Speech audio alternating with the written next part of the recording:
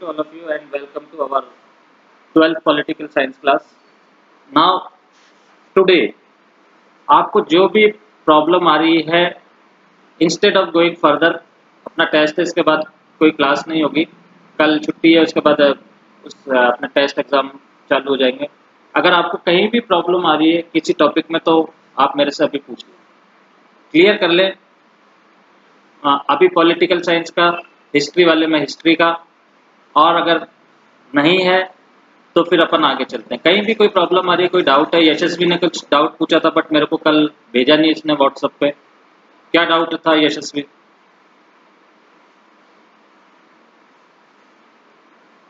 You have some doubt in some topic?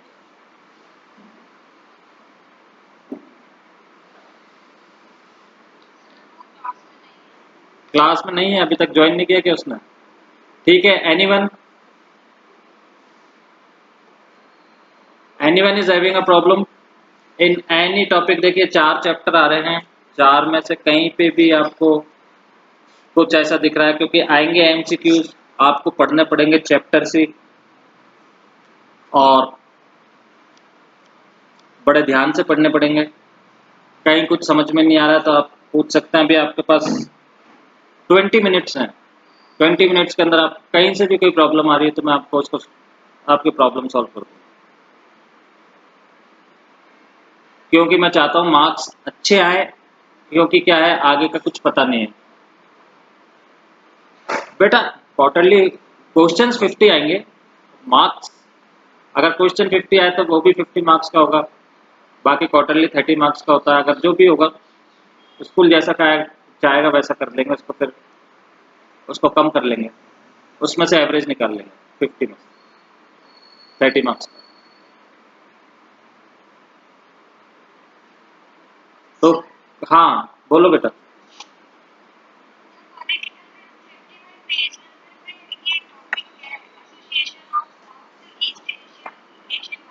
Page number 55,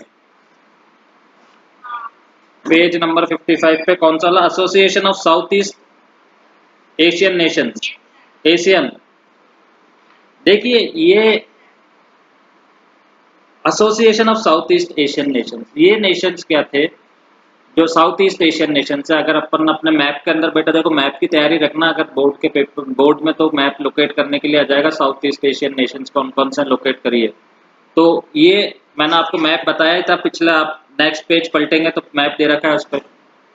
तो actually क्या था, ये जो साउथ ईस्ट एसोसिएशन, ये जो साउथ ईस्ट नेशंस जो थे, ये क्या थे, बहुत कमजोर थे ड्यूरिंग द अब at the time of cold war. Cold war के टाइम पे क्या था, क्या हुआ कि ये जो छोटे छोटे देश थे साउथ ईस्ट के, जैसे सिंगापुर हो गया और थाईलैंड हो गया, ये वाले जो साउथ ईस्ट एशियन के जो कंट्रीज थी, इनके ऊपर एक तो बहुत जबरदस्त प्रेशर था। वो प्रेशर क्या का था कि जो दोनों ब्लॉक्स थे, एक यूएसए का वेस्टर्न ब्लॉक था और एक ईस्टर्न ब्लॉक था, एक सोवियत रूस का था और एक अपना यूएसए का ब्लॉक था। तो दोनों ही क्या थे, प्रेशर बना रहे थे कि हमारे ग्रुप के अंदर हमारे ब्लॉक को ज्वाइन करने के लिए। ठीक है, एक तो इससे क्या है, एक तो ये कंट्रीज क्या है, इस कारण से क्या है, ये अपनी इकोनॉमिकल कंडीशन से और दूसरी पॉलिटिकल कंडीशन से उभर नहीं पाए। क्यों? क्योंकि इनको ये बड़े देश आगे नहीं बढ़ने देते। बड़े देश आगे नहीं बढ़ने क्योंकि दुनिया वैसे ही ऑलरेडी 2 पार्ट में बटी हुई थी। अब तो इन्होंने क्या किया, इन्होंने एक 5 देशों ने मिलकर के एक एसोसिएशन बनाई और उसका नाम रखा साउथ ईस्ट एशियन एसोसिएशन, जिसके अंदर क्या था, ये पांचों देश ही क्या करते थे, इन द बिगनिंग आपस के अंदर ट्रेड करते थे। अब जब इन्होंने आपस में ट्रेड करनी शुरू करी एक दूसरे के साथ, तो इनकी क्या है, थोड़ी इकोनॉमिक कंडीशंस क्या हुई, ठीक होने लगी। क्यों? क्योंकि अब क्या इंटरनेशनल बाउंड्रीज में थे पांचों देश, आज भी इंटरनेशनल बाउंड्रीज में।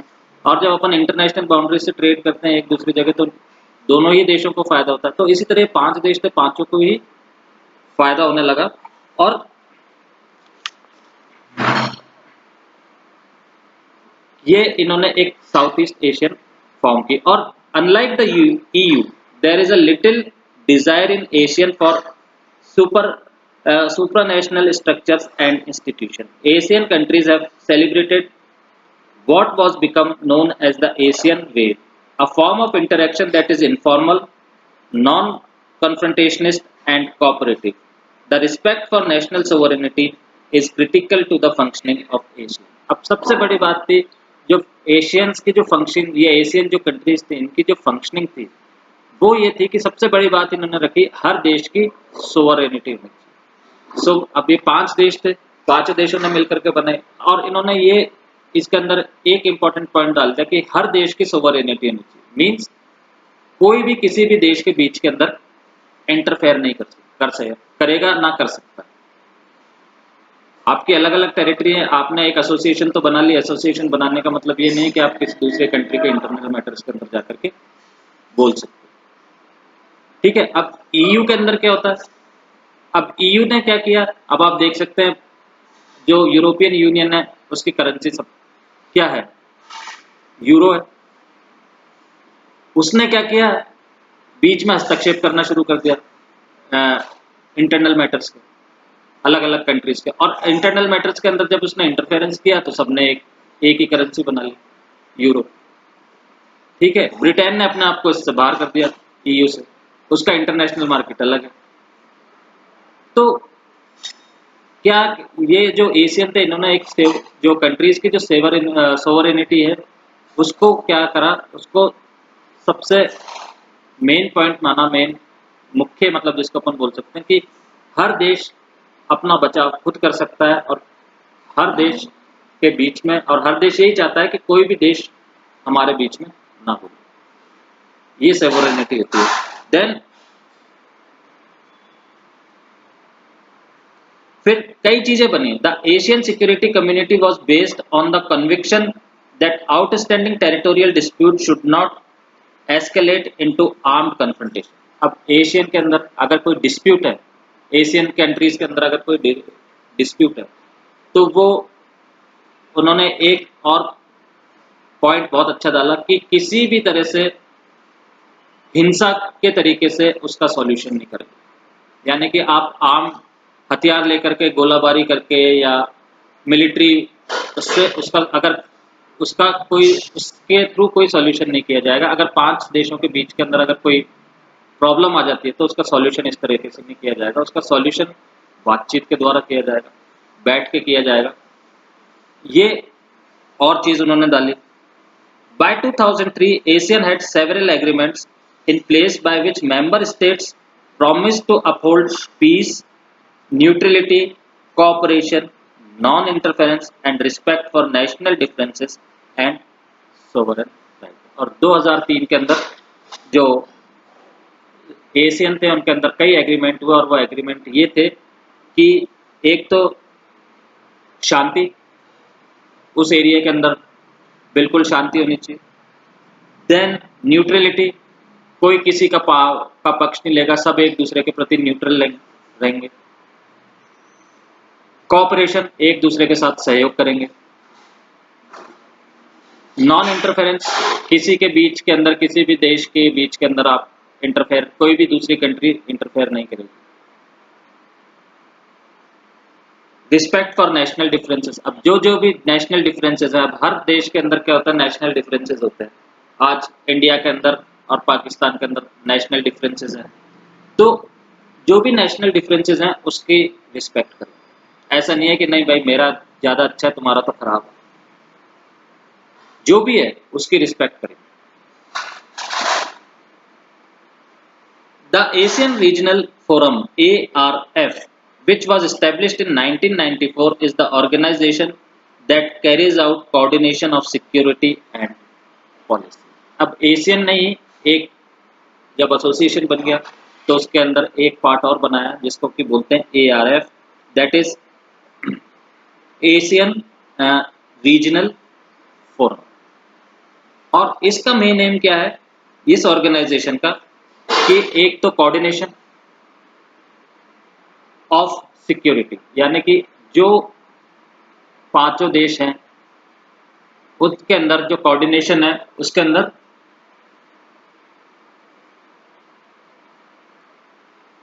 अंदर क्या करना है, उसको उसकी जो सिक्योरिटी है उसको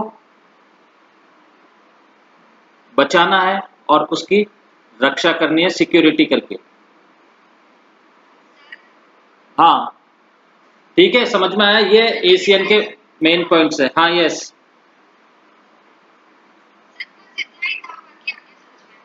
ठीक है। हाँ Anushka, yes, what's your problem?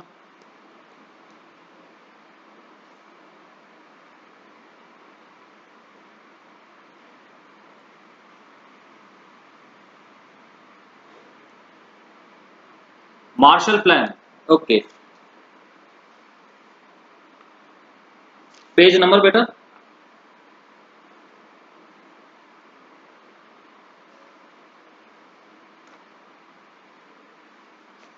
Marshall plan किसने, रघु इसने अनुष्का ने पूछा ना?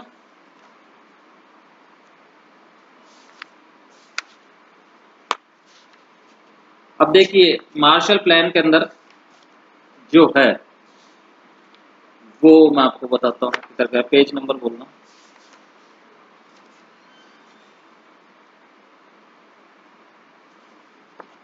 Anushka what is the page number? है तो इसी चैप्टर में बट कौन सा पे? हाँ ठीक है, page number, it is on page number 52।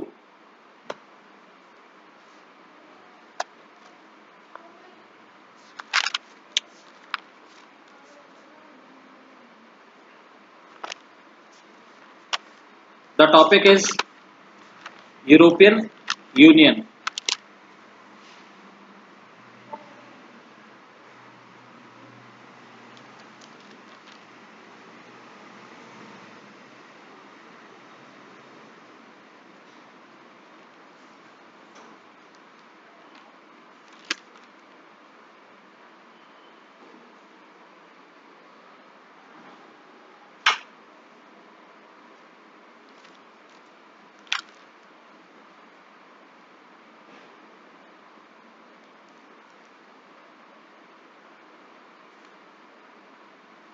Okay, second paragraph, European Union. Second paragraph, page number 52. The European integration after 1945 was added by the Cold War. America extended massive financial help for reviving Europe's economy under what was called Marshall Plan. अब क्या हुआ 1948 के बाद?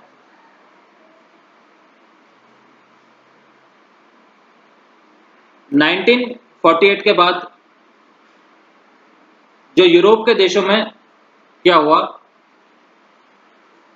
After cold war, अब cold war के बाद खत्म हुई तो जो अपने जो देखता है अपन वेस्टर्न अलायंस का जो कंट्री थी, ठीक है, उनकी जो इकोनॉमी थी वो क्या काफी डगमगा चुकी थी। सॉरी 1948 42 के बाद, नॉट 48, 1942 के बाद। एक्चुअली क्या लाइट नहीं आ रही है तो मेरे को थोड़ा सा कम दिख रहा है, 1948 के बाद, ठीक है। और जब ना सॉरी 1942 के बाद जब सेकेंड वर्ल्ड वॉर खत्म हुई और कोल्ड वॉर स्टार्ट हुआ था तो उस समय जब ये ये यूरोपियन कंट्रीज थी, इनका इनकी जो इकोनॉमी थी वो बहुत खराब हो चुकी थी। तो अमेरिका ने इनकी इकोनॉमी को ठीक करने के लिए इनको बहुत ज़्यादा मदद करी, इन वेस्टर्न कंट्रीज को, जो वेस्टर्न ब्लॉक्स के अंदर थी, बाद में वेस्टर्न ब्लॉक्स के अंदर आई कोल्ड वॉर के टाइम में। तो जो ये वेस्टर्न कंट्रीज थी इनको अमेरिका ने बहुत ज़्यादा मदद करी, और जब वो इस मदद करी तो मदद किस प्लान के अंतर्गत की गई?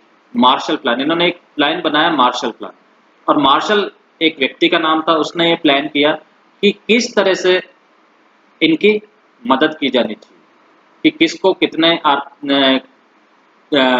कर्जा देना चाहिए, कितना लोन देना चाहिए, किसको कितना देना चाहिए, और कैसे इन कंट्रीज को वापस डेवलप करना चाहिए, ठीक है। The US has also created a new collective security structure under NATO, और एक नया सिक्योरिटी स्ट्रक्चर भी बनाया यूनाइटेड स्टेट्स ने। नाटो तो पहले बन चुका था, उसके अलावा उसने सिक्योरिटी के अंदर और भी कुछ चेंजेस किए नाटो के अंदर। Under the Marshall plan the organisation for European economic cooperation OEEC, अब मार्शल प्लान के अंदर जो कि यूरोपियन कोऑपरेशन, मार्शल प्लान बना दिया, अब क्या चाहिए था, सहयोग चाहिए था, किसका चाहिए था, यूरोपियन कंट्रीज का, तो European cooperation was established in 1948, और उसका एस्टेब्लिशमेंट कब किया गया, 1948 के अंदर, to channel aid to west European states, कि वेस्ट यूरोपियन स्टेट्स जो हैं उनकी मदद की जाए। अब किस तरह से मदद की जाए, तो वो मार्शल प्लान तो बहुत बड़ा प्लान है, उसने वो एक कि उसने किस तरह से वो पूरा प्लान किया था कि किस तरह से एड दी जाए। अपने को यहाँ पे खाली बताया कि मार्शल प्लान के अंडर जो वेस्ट यूरोपियन कंट्रीज है उनको एड दी गई थी या उनको एड दी जा रही थी 1948 के बाद। Got it clear? The Council of European established 1949 was another step forward in the political cooperation. ठीक है, तो ये था मार्शल प्लान के अंदर। क्लियर हो गया? Any question?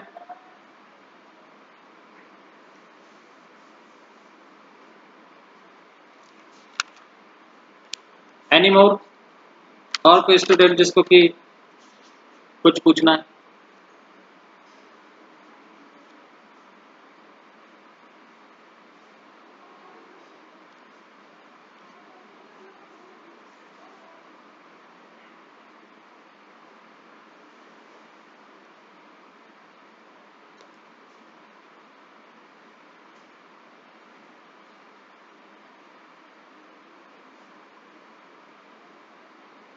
Clear to you?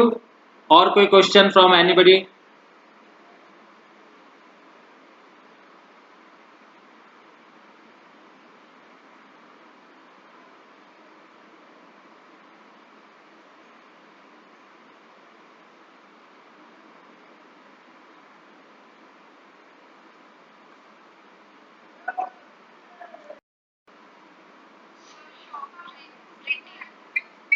हाँ हाँ हाँ, बोलिए बेटा।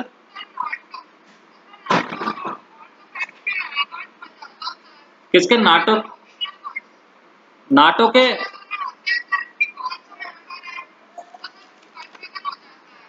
नाटो के मेंबर्स कौन कौन से हैं? देखिए बेटा, अब मैं यही तो कह रहा हूँ, अब आप जब बुक पढ़ेंगे ना, तो ये देखिए यूरोपियन यूनियन मैप, एक तो European union map page number आपका दे रखा है 53 पे। अब इसके अंदर दे रखे हैं ओल्डर मेंबर्स और न्यू मेंबर्स, ठीक है। अब नाटो के ये जितने भी मेंबर्स हैं ये सब नाटो के ही हैं, ये पुराने मेंबर्स हैं और ये न्यू मेंबर्स हैं। पुराने मेंबर्स जो आपको ये दिख रहे हैं ये सब पुराने मेंबर्स हैं नाटो के, जो डार्क ब्राउन कलर में है, और जो ग्रीन कलर में है ये सब क्या है, ये न्यू मेंबर्स है नाटो,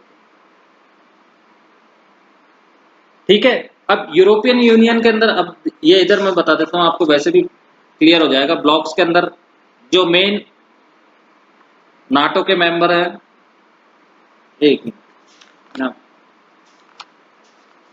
आप सारे मैप देखते चलेंगे ना तो आपको सारे क्लियर हो जाएंगे।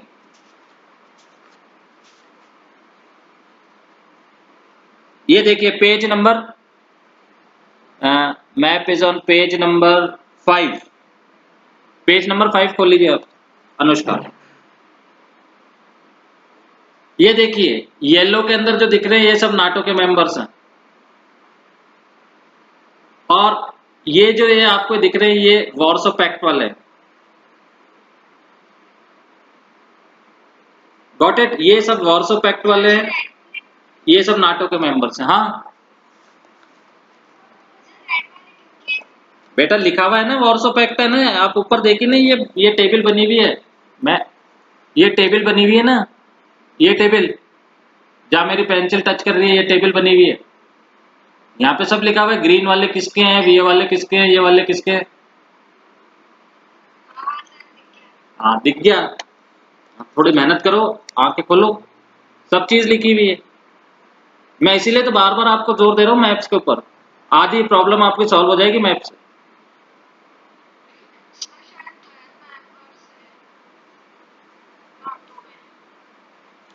ठीक है, तो अब आप ये कंट्रीज ध्यान कर लीजिए। अब इसमें से पूछ 4 कंट्रीज दे दी कोई सी भी, और उसमें से पूछ लिया कि इसमें से नाटो का मेंबर कौन सा नहीं है, 4 तो दे दी, या कौन सा है, कुछ भी पूछ सकते हैं। आपको कंट्रीज ध्यान रखनी है, क्योंकि मैप भी आप जब करोगे तो कुछ भी आ सकता है कि नाटो की ये कंट्री का आप लोकेट एंड लेबल, ये भी आ सकता है।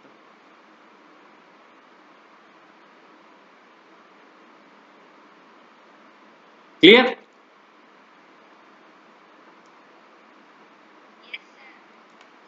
अब ऑल द बेस्ट, एग्जाम अच्छा करना, और भी अगर जब आप पढ़ते हो और प्रॉब्लम आती है तो मेरे से पूछ लेना व्हाट्सएप पे, ठीक है? बट मैं आपको आंसर दे पाऊंगा आफ्टर 7 बजे के बाद ही दे पाऊंगा। आप मेरे से क्वेश्चन डाल देना और मैं आपको आंसर दे पाऊंगा। हाँ, ठीक, हाँ। उस दिन क्लासेस कैसे होगी जिस दिन एग्जाम होंगे? आप तो एग्जाम दोगे तो मैं बीच में कैसे क्लासेस लूंगा? आपका पेपर तो बंद हो जाएगा ना, अगर मैंने आपने तो कोई दूसरा कोई भी चीज ओपन की तो।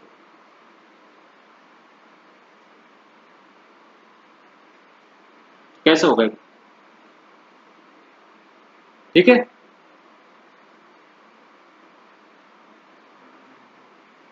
ठीक है, ओके। मैं क्लास मीटिंग एंड कर रहा हूँ, फिर अपन हिस्ट्री पे चलते हैं। हिस्ट्री की कोई भी प्रॉब्लम आप निकाल के